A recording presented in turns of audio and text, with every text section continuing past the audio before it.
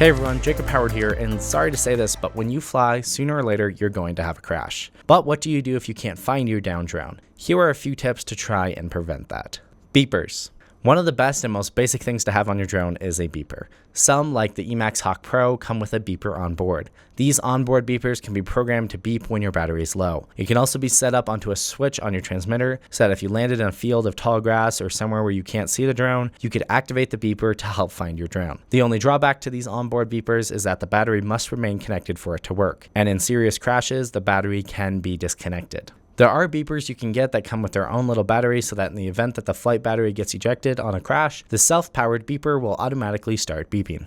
Signal finder functions. If you don't have a beeper or are too far away to hear it, there is another technique that can help you locate what direction to start looking. If you still have a little bit of video signal, you can use the patch antenna on your goggles as a direction finder. First, take the omnidirectional antenna off your goggles, leaving only the patch.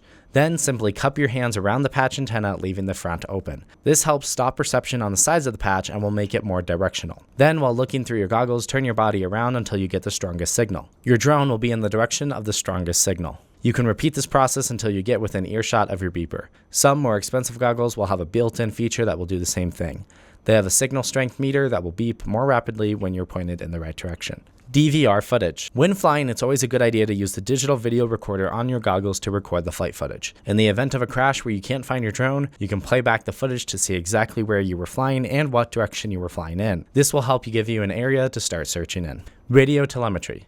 If you have GPS installed on your drone and a receiver that can do telemetry, you can set up your radio to display GPS data. So as long as your controller can still pick up a signal from your drone, it can display the exact or last known position of your drone. These work best on a long-range system like TBS Crossfire or the FrSky R9. And in the worst case scenario, it's a good idea to have your name and phone number on your drone somewhere, just in case you are totally unable to find it. Someone else might find it later and be able to return it to you. Losing a drone or not being able to recover it is one of the worst experiences of being an FPV pilot. It may not happen to you, but the more you fly, the higher that chance becomes, which is why it is a good idea to have these precautions and setups in place. If you guys have any questions, definitely let us know, and have fun flying.